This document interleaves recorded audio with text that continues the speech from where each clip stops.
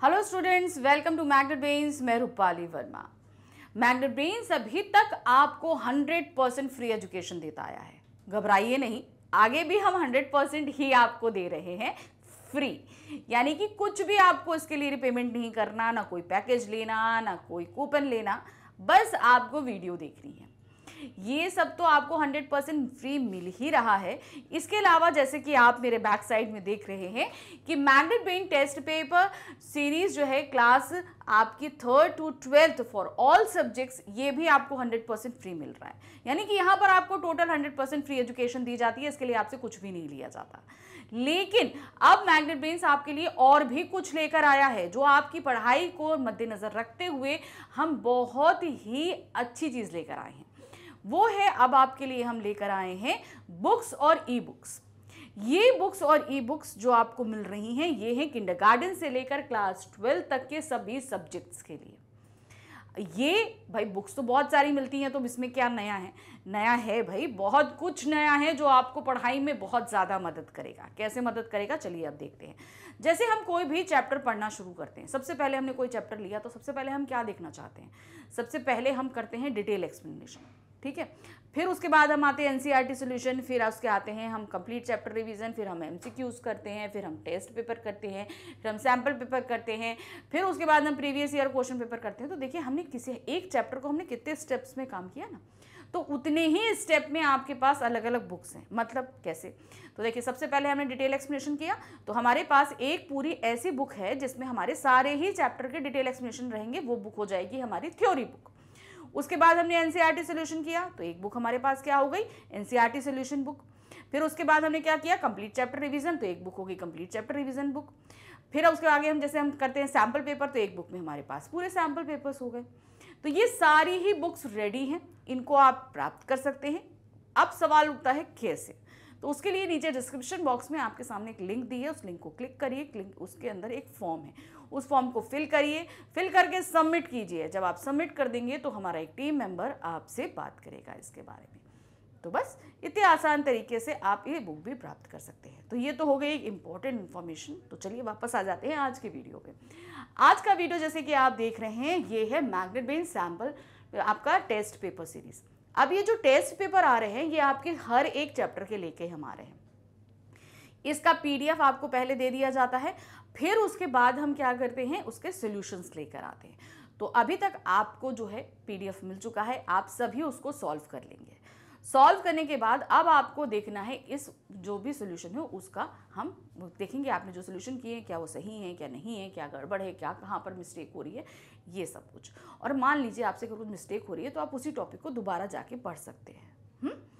तो अब सवाल उठता है कि भाई आज हम किस चीज़ का टेस्ट पेपर लेकर आए हैं, ये भी तो बताइए। तो आप सभी को पता है कि भाई हम हिंदी ही पढ़ाते हैं, तो हिंदी का ही होगा। सवाल उठता है क्लास का, तो चलिए क्लास भी देख लेते हैं कौन सी है, ठीक है। तो क्लास है हमारी 12th हिंदी इलेक्टिव, बुक है अंतरा भाग 2 और खंड है गद्य खंड। आज हम कर रहे हैं गद्य खंड का पहला अध्याय। पहला क्या है अध्याय हमारा? प्रेम घन की छाया स्मृति। तो हमने यहाँ पर देखा था शुक्ल जी का किस तरीके से जो है वो प्यार बढ़ा, इंटरेस्ट बढ़ा जो है साहित्य की तरफ। उन्होंने ये एक उनका संस्मरणात्मक लेख रहा है, हमने ये देखा। इसके अंदर किस तरीके से वो प्रेमघन जी से मिले, उनके अंदर किस तरीके से का रचनाओं को, साहित्य को लेकर इंटरेस्ट जगा, ये सभी कुछ चीज़ें थी। तो चलिए, जब चैप्टर पूरा कंप्लीट हो चुका है, detail explanation, NCERT solution, complete chapter revision, MCQs, तो चैप्टर रेडी है। तो फटाफट टेस्ट दे देते हैं। तो आप लोगों ने अभी तक तो टेस्ट दे दिया होगा, बस आपको तो आंसर्स मिलाने हैं। तो चलिए फटाफट आंसर्स देखते हैं क्या है। सबसे पहले हमारे पास आ रहा है गद्यांश आधारित बहुविकल्पीय प्रश्न। गद्यांश दिया है, इसे हमें पढ़ना है और इस पर आधारित बहुविकल्पीय प्रश्नों को करना है। तो क्या है? मेरे पिताजी फारसी के अच्छे ज्ञाता और पुरानी हिंदी कविता के बड़े प्रेमी थे। फारसी कवियों की उक्तियों को हिंदी कवियों की उक्तियों के साथ मिलाने में उन्हें बड़ा आनंद आता था। वे रात को प्रायः रामचरितमानस और रामचंद्रिका घर के सब लोगों को एकत्र करके बड़े चित्राकर्षण ढंग से पढ़ा करते थे। आधुनिक हिंदी साहित्य में भारतेंदु जी के नाटक उन्हें बहुत प्रिय थे। उन्हें भी कभी कभी सुनाया करते थे। जब उनकी बदली हमीरपुर जिले की राठ तहसील में मिर्जापुर हुई, तब मेरी अवस्था 8 वर्ष की थी। उनके उसके पहले ही वे से भारतेंदु के संबंध में एक अपूर्व मधुर भावना मेरे मन में जगी रहती थी।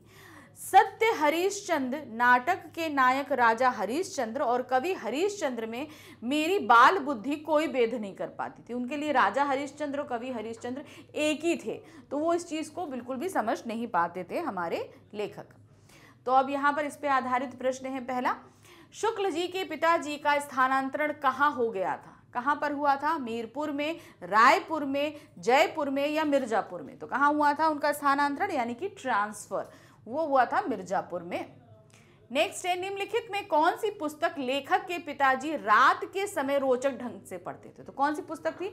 रामचरितमानस और रामचंद्रिका, ये दो पढ़ते थे ना, तो सही हमारा क्या होगा? वो है खा, रामचरितमानस और रामचंद्रिका वो पढ़ा करते थे। नेक्स्ट आते हैं, लेखक के पिताजी को किस भाषा का अच्छा ज्ञान था? कौन सी भाषा? अरबी, बांग्ला, फारसी या अंग्रेजी? तो वो भाषा थी आपकी फारसी भाषा का उन्हें अच्छा ज्ञान था। प्रश्न संख्या 4 है, मिर्जापुर आने से पहले ही लेखक के मन में किसके प्रति विशेष स्नेह भावना थी? किसके प्रति वो स्नेह रखते थे?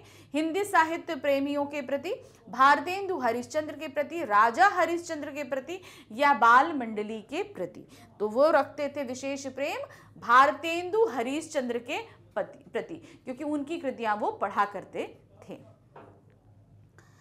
फिर है, लेखक के पिताजी को किस कार्य को करने में विशेष आनंद की अनुभूति होती थी? क्या कार्य था जो उन्हें करने में बड़ा इंटरेस्ट आता था?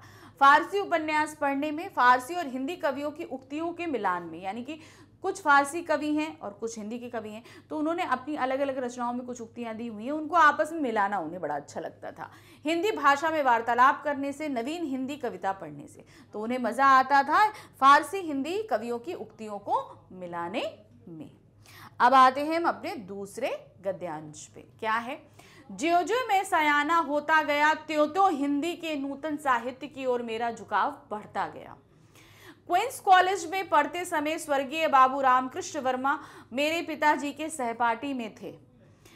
भारत जीवन प्रेस की पुस्तकें प्रायः मेरे यहाँ आया करती थी, पर अब पिताजी उन पुस्तकों को छिपा कर रखने लगे। उन्हें डर हुआ कि कहीं मेरे चित्त स्कूल की पढ़ाई से हट ना जाए, मैं बिगड़ ना जाऊं। उन्हीं दिनों पंडित केदारनाथ पाठक ने एक हिंदी पुस्तकालय खोला था, मैं वहां से पुस्तकें ला लाकर पढ़ने लगा। तो पिताजी कितना कंसर्न थे कि पता चला ये जो साहित्य की पुस्तकें आ रही हैं इनमें अगर वो इंटरेस्टेड हो गए तो क्या होगा, स्कूल की पुस्तकें पढ़ना वो छोड़ देंगे। इसलिए वो जो पुस्तकें उनके यहाँ पुस्तकालय से आती थी उनको छिपा देते थे। लेकिन हमारे लेखक भी क्या है, वो दूसरे यानी कि केदारनाथ पाठक जी के पुस्तकालय से जो है पुस्तकें लाकर पढ़ने लगे थे। नेक्स्ट इसके ऊपर आधारित प्रश्न है, लेखक के पिताजी उनसे पुस्तकों को छिपाकर इसलिए रखते थे क्योंकि वे लेखक के लापरवाह स्वभाव से परिचित थे। लेखक अक्सर किताबें फाड़ देता था। उन्हें लेखक की पढ़ाई की विशेष चिंता थी, लेखक की किताबों के प्रति रुचि नहीं थी। तो सही क्या है, उन्हें लेखक की पढ़ाई की विशेष चिंता थी कि अगर वो इन सब किताबें पढ़ेंगे तो वो अपनी पढ़ाई की किताबों में इंटरेस्ट नहीं लेंगे और इससे उनका करियर बिगड़ सकता है, इसलिए। प्रश्न संख्या 7 है, निम्नलिखित में से किस प्रेस की पुस्तकें लेखक के घर आती थी? भारत जीवन, सरस्वती, हिंदुस्तान या हंस? तो कौन सा प्रेस था? वो था भारत जीवन प्रेस की। नेक्स्ट है, लेखक किसके पुस्तकालय से पुस्तकें लाकर पढ़ते थे? तो वो थे पंडित केदारनाथ पाठक, उनके पुस्तकालय से पुस्तकें लाकर पढ़ते थे।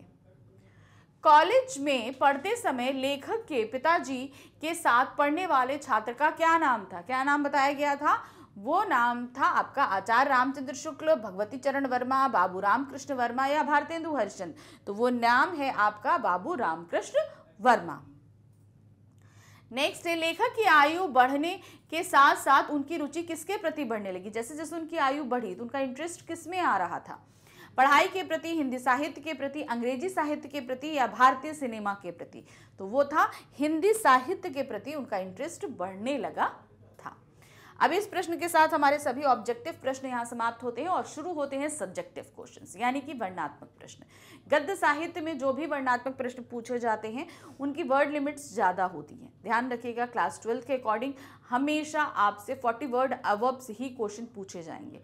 तो जब भी आप प्रिपेयर करो मिनिमम 40 वर्ड के आंसर्स तो आपको प्रिपेयर करने ही करने हैं। मैक्सिमम आप 60 to 70 वर्ड्स तक के आंसर रेडी करिए। तो ये तो आपकी वर्ड लिमिट्स रहती हैं, किस एग्जाम में कितना पूछा जा रहा है उसी के अकॉर्डिंग आप काम करेंगे, लेकिन प्रिपरेशन आपको 40 to 70 वर्ड्स के बीच में करनी होती है हर आंसर की। तो चलिए शुरू करते हैं। सबसे पहला आंसर प्रश्न है, बचपन में लेखक के मन में भारतेंदु जी के संबंध में कैसी भावना जगी थी?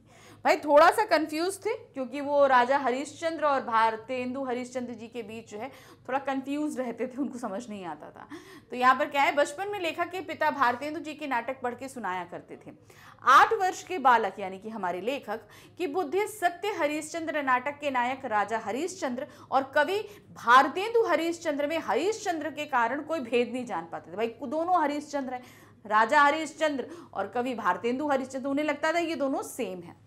वे भारतेंदु जी और राजा हरिश्चंद्र को एक ही व्यक्ति समझते थे और हरिश्चंद्र शब्द से दोनों की एक मिलीजुली भावना लेखक के मन में एक अपूर्ण माधुर्य का संचार करती थी। तो उन्हें लगता था इतने बड़े राजा हैं, इतने अच्छे कवि हैं, तो जब उनको ये चीज़ समझ में नहीं आती थी ना, तो ये बहुत ही उनको आश्चर्य लगता था कि इतना बड़ा राजा इतना अच्छा कवि कैसे हो सकता है, जबकि ये दोनों अलग ही पर्सन थे। भाई राजा हरिश्चंद्र और हमारे भारतेंदु हरिश्चंद्र दो अलग पर्सन थे, लेकिन हमारे जो लेखक हैं वो उनको एक समझते थे, इसलिए उनके मन में जो भावनाएं उठती थी वो बहुत ही मधुर मधुर भावनाएं होती थी। प्रश्न संख्या 12 है, समवयस्क हिंदी प्रेमियों की मंडली में कौन कौन से लेखक मुख्य थे? यानी कि हमारे जो लेखक की मंडली थी, जिसमें जो है क्या कहते हैं कई सारे उनके हिंदी प्रेमी थे, उनमें से जो कौन कौन लोग थे वो आपको यहाँ पर बताने हैं। तो देखिए क्या है, लेखक के समवयस्क हिंदी प्रेमियों की मंडली में कुछ में मुख्य लेखकों में श्रीयुत काशी प्रसाद जी जायसवाल, बाबू भगवान दास जी हालना, पंडित बद्रीनाथ गौड़ तथा पंडित उमाशंकर द्विवेदी तथा आदि प्रमुख थे। इन हिंदी प्रेमियों की इस मंडली में नए पुराने लेखकों की चर्चा हुआ करती थी। अब भाई सभी साहित्य प्रेमी, तो टॉपिक क्या रहेगा? साहित्य ही रहेगा। तो जितने भी नए पुराने कवि हुआ करते थे उनकी चर्चाएं इनमें बहुत आम हुआ करती थी। प्रश्न संख्या 13 है, लेखक ने प्रेमघन की छाया स्मृति पाठ में अपने विषय में बहुत सी बातें बताई हैं, उनको क्रमबद्ध तरीके से लिखिए।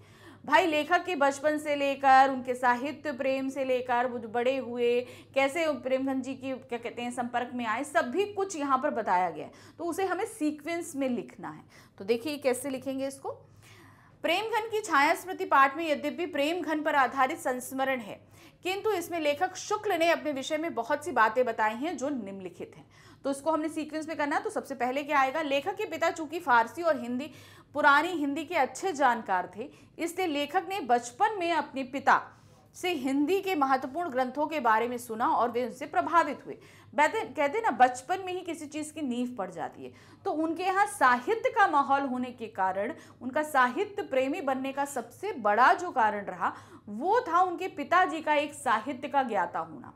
हिंदी और फारसी के अच्छे ज्ञाता थे, इसलिए उनके मन में बचपन से ही साहित्य प्रेम जगा। फिर आते हैं, लेखक का बाल मन सत्य हरिश्चंद्र नाटक के नायक राजा हरिश्चंद्र और भारतेंदु हरिश्चंद्र में अंतर नहीं कर पाता था, इसलिए उनकी दृष्टि में ये दोनों एक व्यक्ति थे। अब बचपन से हम चल रहे हैं, तो पहले इंटरेस्ट दिखाया, फिर दिखाया कि किस तरीके से हरिश्चंद्र नाम को लेकर वो इतना कंफ्यूज रहते थे, ये चीज हो गई। नेक्स्ट है, 8 वर्ष की आयु में लेखक के पिता का ट्रांसफर यानी कि स्थानांतरण हो जाने के कारण उन्हें मिर्जापुर आना पड़ा, जहां भारतेंदु युगीन कवि प्रेमघन का साथ प्राप्त हुआ। तो जिनके बारे में हम ये पाठ पढ़ रहे हैं प्रेमघन जी, उनसे मुलाकात कहाँ हुई? मिर्जापुर आकर, जब इनके पिता का ट्रांसफर हुआ। लेखक को हिंदी का नया साहित्य पढ़ने का शौक था। अब यहाँ से ही उनको नए नए साहित्य पढ़ने का शौक लगा। लेखक को हिंदी प्रेमियों की मंडली मिली, जिसमें हिंदी के नए पुराने कवियों और लेखकों के बारे में शुद्ध साहित्यिक हिंदी भाषा में चर्चा होती थी। अब वहीं पे उनकी एक मित्र मंडली बनी, जिसमें सभी हिंदी साहित्य प्रेमी ही इनके मित्र थे। नेक्स्ट क्वेश्चन है क्वेश्चन नंबर 14, लेखक के पिता भारत जीवन प्रेस की पुस्तकें छिपाकर क्यों रखते थे तथा लेखक ने पुस्तकें पढ़ने के लिए कौन सा मार्ग अपनाया? अब लेखक के वहाँ साहित्य का पूरा माहौल था, तो उनके जो पिताजी थे वो बहुत सारी पुस्तकें लाते थे, लेकिन अपने पुत्र से छिपा देते थे। कारण क्या था? उन्हें डर था कि कहीं ऐसा ना हो कि भाई अपने सिलेबस की बुक्स छोड़कर इन सारी में इंटरेस्ट लेने लगे, इसलिए उनको छिपा देते थे। फिर लेकिन हमारे जो भाई लेखक हैं उनको पढ़ने का इंटरेस्ट था, तो वो पंडित केदारनाथ वर्मा जी के यहाँ से बुक्स लेकर आने लगे और वहाँ से वो पढ़ने लगे। लेखक के पिता साहित्य प्रेमी थे। उन्हें भारतेंदु हरिश्चंद्र बहुत प्रिय थे। उनके संस्कारों का प्रभाव लेखक पर भी पड़ा, जिस कारण उनका हिंदी साहित्य के प्रति झुकाव बढ़ता गया। लेखक के घर भारत जीवन प्रेस से पुस्तकें आती थी, लेकिन लेखक के पिता उन पुस्तकों को छिपाकर रखने लगे, क्योंकि उन्हें डर था कि कहीं लेखक का ध्यान स्कूल की पढ़ाई से ना हट जाए तथा वह बिगड़ ना जाए। लेखक ने पुस्तकें पढ़ने के लिए पंडित केदारनाथ जी पाठक द्वारा खोले गए पुस्तकालय में जाकर वहां से पुस्तकें लाकर पढ़ने का मार्ग अपनाया। तो किस तरीके से उन्होंने केदारनाथ पाठक जी के पुस्तकालय में गए और वहां से वो पुस्तकें लाकर पढ़ने लगे। नेक्स्ट क्वेश्चन है, चौधरी साहब एक खासे हिंदुस्तानी रईस थे, इस कथन की समीक्षा कीजिए। तो भाई कैसे कई सारे वाक्य हमने देखे हैं कि चौधरी साहब जो है अपनी रईसी दिखाते थे। किस तरीके से एक नौकर उनके पीछे जो है वो पान की थाली लिए घूमता रहता था, वो लैम्प भी अपने आप नहीं बंद करते थे, है ना, कि भले उसका शीशा टूट जाए लेकिन नहीं होते थे। मतलब वो रईसी उनकी दिखती थी, बड़े बड़ी पार्टीज करना था, ये सब चीजें। तो देखिए क्या है यहाँ पर, चौधरी साहब एक खासे हिंदुस्तानी रईस थे। यह कथन लेखक ने चौधरी साहब की आर्थिक स्थिति को दर्शाने के लिए कहा है। चौधरी साहब के व्यक्तित्व की चर्चा करते हुए लेखक ने बताया है कि वे रईसों के जीवन जीते थे। मतलब होता ना लाइफस्टाइल जो होती है, तो किसी की लाइफस्टाइल को देख के हम देख सकते हैं कि हाँ भाई उनकी वो बहुत ही जो है रिच पर्सन है, उसके यहाँ बहुत सारा पैसा है, इसलिए वो इस तरह की लाइफस्टाइल जी रहा। तो प्रेमघन जी की मतलब चौधरी साहब की जो लाइफस्टाइल थी वो कुछ ऐसी ही थी। उनके घर कर हर त्योहार उत्सव की तरह होता था। कोई भी फेस्टिवल हो, होली हो, दीपावली हो, ईद मिलन हो, कुछ भी हो, इतना बढ़िया उत्सव मनाया जाता था, इतनी बढ़िया पार्टी दी जाती थी, तो लगता था कि हाँ भाई बहुत रईसी है। उत्सवों को खूब नाच रंग के साथ मनाया जाता, उनकी हर अदा में रईसी झलकती थी। जब वे टहलते थे तब एक लड़का पान की तश्तरी यानी प्लेट लिए उनके पीछे, तो चौधरी साहब को पान खाने की बहुत आदत थी, तो एक लड़का पर्टिकुलर उनके साथ जो है ना पीछे पीछे पीछे पीछे पान की थाल लिए घूमा करता था। लैम्प की बत्ती को नीचे करने के लिए भी नौकर को बुलाते थे। मतलब लैम्प की बत्ती भाई कम कर दो, भाई पहले हम स्विच ऑन करके लाइट नहीं जलती थी, पहले लैम्प जलते थे ना, तो लैम्प लौ बहुत तेज हो गई जैसे मान लो, तो उसको आप थोड़ा स्लो कर दो, तो उसके लिए भी नौकर को बुलाते थे। खुद उठ के कभी कम नहीं करते थे, चाहे भले उसका शीशा टूट जाए, भले ही लैम्प की चिमनी फूट जाए, लेकिन वह स्वयं का हाथ लैम्प की बत्ती बुझाने के लिए नहीं उठाते थे। ये सभी लक्षण या बातें उनकी रईसी स्वभाव की ओर संकेत करती हैं। तो ये वो कितने जो है रईस के साथ रहते थे। प्रश्न संख्या 16 है, चौधरी साहब के शब्दों में विलक्षण वक्ता थी, स्पष्ट कीजिए। भाई हिंदी के बहुत अच्छे ज्ञाता थे वो, तो इसलिए उनकी भाई वक्ता तो थी, बाकी किसी भी बात पे किसी को व्यंग करना नहीं छोड़ते थे, चाहे वो नौकर हो, चाहे कितना ही बड़ा व्यक्ति क्यों ना हो, तो वो उनकी बातों से कभी बच नहीं पाता था। चौधरी साहब बातचीत करने की कला में कुशल व्यक्ति थे, मतलब बहुत ही हुनरमंद जिनको हम बोलते हैं वो उनमें से थे। उनके मुंह से जो बातें निकलती उनमें अजीब सी वक्ता यानी कि टेढ़ापन होता था। मतलब आपको तंज कर जाएंगे बात ही बात में और आपको ही नहीं समझ में आएगा ऐसा। अर्थात उनके शब्दों में सदैव एक व्यंग छुपा हुआ होता था, जिसका प्रमाण नौकरों के साथ हुए उनके संवादों से स्पष्ट होता है। तो हमने कहा ना वो नौकरों को भी नहीं छोड़ते थे, तो नौकरों के साथ भी वो ऐसे संवाद करते थे कि उनको व्यंग कर जाते थे। जैसे देखिए, यदि किसी नौकर के हाथ से कभी कोई गिलास वगैरह गिरकर छूट जाता तो उनके मुंह से निकलता कारे बचात नाही, तो मतलब क्यों तुम बचा कर नहीं रखते हो, इस तरीके से वो बोलते थे। वे प्रश्नों के पहले अक्सर क्यों साहब लगाते थे, जो उनका तकिया कलाम वाक्य था। होता है ना कोई कुछ बोलता है हाँ समझे, कुछ ऐसा होता है, कुछ लोगों को तकिया कलाम लगाने की आदत होती, तो वो उनका तकिया कलाम था। वे लोगों से प्रायः हास परिहास किया करते थे, जिसमें व्यंग का पुट भी निहित था। भाई बड़े ही जॉली नेचर के थे, अच्छे खासा लिखना जानते थे, रईस व्यक्ति थे, तो और साथ ही उनके अंदर निश्चिंतता थी, इसलिए बहुत ही जॉली नेचर जो होता है वो उनका था। चौधरी साहब के बात करने के अनूठे ढंग के कारण ही लेखक का उनके प्रति आकर्षण और अधिक बढ़ गया था।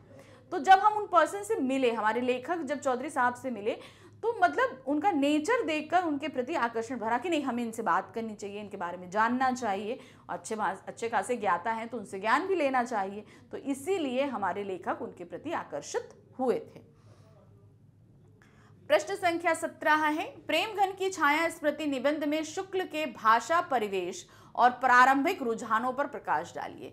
तो भाई उनकी भाषा का ज्ञान हमें यहाँ बताना है, कैसा उनका ज्ञान था, और जो उनकी प्रारंभिक रुझान रहे स्टार्टिंग के जो, वो हमें बताने हैं। तो उनकी मित्र मंडली वगैरह थी, उनका साहित्य प्रेम था, यही सब चीजें। तो क्या है, प्रेमघन की छाया स्मृति निबंध में वर्णित कथ्य के अनुसार शुक्ल जी को बचपन से ही अपने पिताजी के कारण शुद्ध साहित्यिक हिंदी भाषा का परिवेश प्राप्त हुआ था। मतलब जो हिंदी भाषा है उसको लेकर वो काफी स्ट्रांग हुए और उनकी भाषा जो थी वो एकदम शुद्ध हिंदी की थी। साथ ही हिंदी प्रेमी मंडली के मित्रों के साथ लेखकों पर साहित्यिक भाषा में किए जाने वाले विचार विमर्श ने उनकी भाषा को और अधिक समृद्ध किया। अत्यधिक साहित्यिक भाषा में बातें करने के कारण ही उनकी मंडली को उर्दू भाषी यानी कि निसंदेह के नाम से पुकारा जाता था, क्योंकि भाई वो बहुत ही ज्यादा शुद्ध हिंदी में बात करते थे उनकी मंडली, तो सभी लोग उसको बोलते थे, उनके में इतनी शुद्ध भाषा सुनी जाती थी, इसलिए इनको बोलते थे निसंदेह मंडली। पिताजी द्वारा रामचरितमानस और रामचंद्रिका व भारतेंदु हरिश्चंद्र के नाटकों के पाठ सुनने के कारण शुक्ल जी में आरंभ से ही साहित्य के प्रति रुचि विकसित होती गई, और जिसमें भारतेंदु मंडल के कवियों के प्रति उनमें अगाध श्रद्धा आई। अब भारतेंदु जी को लेकर भाई उनकी रचित जो है रचनाएं उन्होंने बहुत पढ़ी, तो भारतेंदु जी को लेकर उनके अंदर बहुत इंटरेस्ट आया, और आगे धीरे धीरे वो भारतेंदु के जो प्रिय मंडली होती है उनमें शामिल हुए, तो इसलिए भारतेंदु जी के प्रति उनका बहुत ही ज्यादा प्रेम धीरे धीरे बढ़ता गया। प्रश्न संख्या 18 है, प्रेमघन की छाया स्मृति पाठ का कथ्य स्पष्ट कीजिए। तो यहाँ कथ्य क्या है, मतलब पूरी कहानी को हमें मिनिमम वर्ड्स में लिखना है। तो अब देखिए इसको हम कैसे लिखेंगे। प्रेमघन की छाया स्मृति संस्मरणात्मक निबंध में आचार्य शुक्ल ने हिंदी साहित्य के प्रति प्रारंभिक झुकाव यानी रुझान का रोचक पूर्व वर्णन किया है। संस्मरणात्मक है यानी कि उन्होंने अपनी यादों से निकालकर इसको हमारे सामने प्रस्तुत किया है। तो किस तरीके से यहाँ शुक्ल जी का रुझान साहित्य की तरफ बढ़ा, ये उन्होंने हमें इस पाठ में बताया है। उनका बचपन साहित्यिक परिवेश से भरपूर था। बाल्यावस्था में किस प्रकार भारतीय व उनके समकालीन रचनाकारों में मुख्यतः प्रेमघन के सानिध्य में शुक्ल जी के भीतर छिपा हुआ साहित्य कार्य आकार ग्रहण करता है, उनकी मनोहर झांकी इस निबंध में प्रस्तुत है। तो किस तरीके से बचपन से ही हमारे शुक्ल जी के मन में साहित्य को लेकर प्रेम जगा, और फिर भारतेंदु जी के जो प्रिय कवि थे प्रेमघन जी, उनके सानिध्य के साथ साहित्य में और इंटरेस्ट में और प्रगाढ़ता आती चली गई। प्रेमघन के व्यक्तित्व ने शुक्ल और उनकी समवयस्क मंडली को प्रभावित व आकर्षित किया। उनका चित्रण इस निबंध में किया गया है। निबंध में शुक्ल जी ने अपने पिता की विशेषताओं की भी चर्चा करी है, साथ ही प्रेमघन के व्यक्तित्व, उनके स्वभाव आदि से संबंधित अनेक पहलुओं को भी उजागर किया है। तो किस तरीके से वो अपने पिताजी के बारे में बताते हैं, अपने बारे में बताते हैं, अपने साहित्य प्रेम के बारे में बताते हैं, सभी इस पाठ में उन्होंने बहुत अच्छे से बताया भी है। प्रश्न संख्या 19 है, लेखक हिंदी प्रेमी था फिर भी उर्दू के शब्दों का खुलकर प्रयोग करता था, क्यों? पाठ के आधार पर बताइए। भाई क्या है, उर्दू उस समय बहुत ही ज़्यादा प्रचलित भाषा थी और हिंदी और उर्दू का काफ़ी मिक्सअप हुआ, तो इससे क्या हुआ, उनको इंटरेस्ट जगा, और हिंदी के साथ उर्दू का मिक्सचर बहुत पहले से चला आ रहा था। तो देखिए, लेखक को बचपन से ही साहित्यिक परिवेश मिला। उनके पिता पुरानी हिंदी के अच्छे जानकार थे और साथ ही फारसी के जानकार थे, तो फारसी को वो मिक्स करके पढ़ते ही पढ़ते थे। इसीलिए वे लेखक को हिंदी की रचनाओं के विषय में बताते रहते थे। यही कारण है कि लेखक का हिंदी के प्रति प्रेम बढ़ता गया और वह हिंदी भाषा की रचनाओं तथा रचनाकारों के विषय में पढ़ने लगे, तो हिंदी के प्रति उनका इंटरेस्ट बढ़ता चला गया। लेखक को हिंदी प्रेमी मित्रों की एक मंडली भी मिली। इसमें हिंदी प्रेम के कारण ये मंडली निसंदेह नाम से पूरे मोहल्ले में जानी जाने लगी, किंतु इसके बाद भी लेखक ने पाठ में खुलकर उर्दू के शब्दों का प्रयोग किया है। अब इसका कारण क्या था? बचपन से ही हिंदी के परिवेश में आए, लेकिन जब उन्होंने ये पाठ लिखा तब इन्होंने उर्दू के शब्दों का इस्तेमाल किया। भाई जब ये सारी चीजें घटना घटी और जब ये पाठ लिखा गया तो इसके बीच में काफी डिफरेंस है, कम से कम 30-40 साल का डिफरेंस रहा है। इस वजह से ये उर्दू वर्ड हमें इनमें दिखाई देते हैं। इन शब्दों के प्रयोग का मुख्य कारण समय का अंतर था, यानी कि हिंदी भाषा का ज्ञान होने के बावजूद उर्दू भाषा का इस्तेमाल करना, इसका सबसे बड़ा कारण हमने क्या बताया, समय का अंतर। क्योंकि यह संस्मरण लगभग 30 साल बाद लिखा गया, तब तक लेखक एक प्रतिष्ठित साहित्यकार बन चुका था। लेखक के परिवेश का प्रभाव भी इस रचना पर पड़ा, जिस कारण उनमें पर्याप्त मात्रा में उर्दू के शब्दों का प्रयोग हुआ है। उदाहरण के लिए है सफर, इशारा, शौक, अदा वगैरह, बदली, सूरत, फिक्र, लफ्ज, बेगम आदि। तो क्या था ना, अब हम जैसे जैसे चीज़, भाई पहले हम हिंदी पढ़ते रहे, लेकिन जैसे जैसे हम बड़े होते गए तो क्या हुआ, बहुत सारी भाषाओं को हम ग्रैब करते गए और अपनी भाषा में हम सम्मिलित करते गए। हमारा अपना जो पर्सनल शब्दकोश था उसमें हमने उस चीज़ों को इकट्ठा किया, और तो जाहिर सी बात है जब हमारा पर्सनल शब्दकोश है तो जब हम कुछ लिखेंगे तो उसमें वो सारी चीज़ें आएंगी। तो लेखक जो है उर्दू को शब्दों का इस्तेमाल करने का सबसे बड़ा कारण यही था। नेक्स्ट क्वेश्चन है क्वेश्चन नंबर 20। प्रेमघन की छाया स्मृति पाठ के आधार पर रामचंद्र शुक्ल की भाषा शैली की विशेषताएं बताइए। अब उनकी जो भाषा हमने पूरी पढ़ी है उस शैली को हमें अच्छे से यहाँ पर बताना है। तो देखिए कैसे लिखेंगे, यहाँ पर हमने इसे पॉइंट्स में दे दिया है। प्रेमघन की छाया स्मृति पाठ के आधार पर रामचंद्र शुक्ल की भाषा शैली की विशेषताएं निम्नलिखित है। पहली है, ये पाठ विवेचनात्मक शैली में लिखा गया है, जिसमें व्यंग और विनोद का प्रयोग करते हुए शुक्ल जी ने पाठ को जीवंत बना दिया है। तो मतलब यहाँ पर उन्होंने अपने ही जीवन की विवेचनाओं को यहाँ पर सामने रखा, बहुत अच्छे से हमें दिखाया, लेकिन साथ ही हास्यप्रद, विनोदप्रद यहाँ पर रखा, जिसके कारण से पाठ पढ़ने में हमें मज़ा आया। ऐसे ऐसे जो उन्होंने घटनाएं रखी हैं जो हमें इंटरेस्ट दे रही हैं इस पाठ को पढ़ने के लिए। उनका शब्द चयन और शब्द का क्षेत्र संयोजक व्यापक और अत्यंत प्रभावशाली है। तो हमने बताया ना कि भाई वो खुद तो हिंदी के ज्ञाता थे, लेकिन समय के साथ साथ उनके शब्दकोश में जब नए शब्द आते गए तो जब उन्होंने लिखित कार्य किया तो वो सारा चीज़ें हमें उनके लेखन शैली में दिखाई दिया। इसमें तत्सम शब्दों से लेकर उर्दू व अरबी फारसी भाषा के शब्दों का प्रयोग देखने को मिलता है। तो तत्सम शब्द तो है ही हैं। फारसी भाषा उनके ज्ञाता उनके पिताजी रहे तो वहाँ से आया, हिंदी ज्ञाता खुद रहे वो। फिर उर्दू भाषा आगे चल चल के उन्होंने उर्दू साहित्य इतना पढ़ा कि वो उर्दू साहित्य से भी बहुत ज़्यादा उन्होंने शब्दों को लिया, तो वो उनकी भाषा में बहुत ज़्यादा आते गए। शुक्ल जी ने भाषा की प्रवाहमयता बनाने के लिए देशज और तद्भव शब्दों का प्रयोग भी किया है। अब भाषा हमें अपनी सी लगे तो इसलिए उन्होंने क्या किया है, तद्भव शब्दों का इस्तेमाल किया है और क्षेत्रीय भाषा का इस्तेमाल किया, जिससे हमें लगे पढ़ते समय कि नहीं, हाँ हमसे रिलेटेड है वो चीज़। पाठ में प्रेमघन जी के अनेक चित्र प्रस्तुत किए गए हैं, जिसमें उन्होंने वर्णनात्मक और चित्रात्मक शैली का प्रयोग किया है। मतलब वो कैसे दिखते थे, इस चीज़ को उन्होंने इतने अच्छे शब्दों में बताया कि प्रेमघन का ही एक चित्र हमारे सामने बना जाता है। उनके स्वभाव का वर्णन बड़े अच्छे से किया है, तो उन्होंने चित्रात्मक और वर्णनात्मक दोनों ही शैली का यहाँ वर्णन किया है। मुहावरों का सार्थक प्रयोग है, जैसे चित्त हटाना, बिगड़ जाना, मतलब लिखते समय वो मुहावरों के भी अच्छा प्रयोग किया है। सूक्ति परक वाक्य रचना उनकी गद्य शैली की विशेषता रही है। सूक्तियाँ लिख देना, बीच बीच में ऐसी ऐसी सूक्तियाँ आप देखी होंगी जो पढ़ने में बड़ी अच्छी लगती हैं, रोचक लगती हैं, तो वो उनकी शैली में हमें देखने को मिलती हैं। विषयानुकूल भाषा में गांभीर्य भी रहा है। तो जैसे विषय है, अब जहाँ पे विषय क्या है कि जैसे हम कोई विनोद हास्यप्रद, जैसे हमने पार्टी की बात करी थी, होली की जो उत्सव हो रहा था, उसमें अगर देखेंगे तो इनकी भाषा थोड़ी विनोदपूर्ण है। लेकिन अगर जहाँ कहीं भी इनका क्या कहते हैं, जैसे मित्र मंडली के साथ है तो वहाँ उत्साहवर्धक क्या कहते हैं इनकी भाषा है। तो मतलब परिस्थिति अनुसार या विषयानुकूल जो है, विषय के अनुसार इनकी भाषा में परिवर्तन हम बहुत आसानी से देखते हैं। तो ये रहे हमारे इस पार्ट के सभी प्रश्न उत्तर, जिन्हें हमने फटाफट कंप्लीट कर लिया। तो इसी तरीके से हमें आगे भी चैप्टर सारे कंप्लीट करने हैं। तो मैग्नेट ब्रेन्स अब आपके लिए लेकर आ रहा है बुक्स और ई बुक्स, जिन्हें आप बहुत ही आसानी से प्राप्त कर सकते हैं। और ये बुक्स मिल रही हैं आपको किंडरगार्टन से लेकर क्लास 12 तक के सभी सब्जेक्ट्स के लिए, और साथ ही अलग अलग कैटेगरीज में। जैसे कि अभी हम कर रहे हैं टेस्ट पेपर, तो ये आपके लिए एक बुक है, टेस्ट पेपर सीरीज़ की बुक है हमारे पास। हमने MCQs किया तो एक बुक हो गई हमारे पास MCQs बुक।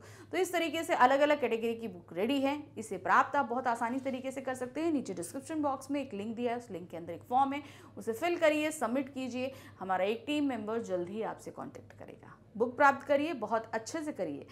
अभी आगे और भी चैप्टर के टेस्ट पेपर हैं, तो साथ में सॉल्व करते हुए चलेंगे और फिर से मिलेंगे। Bye bye.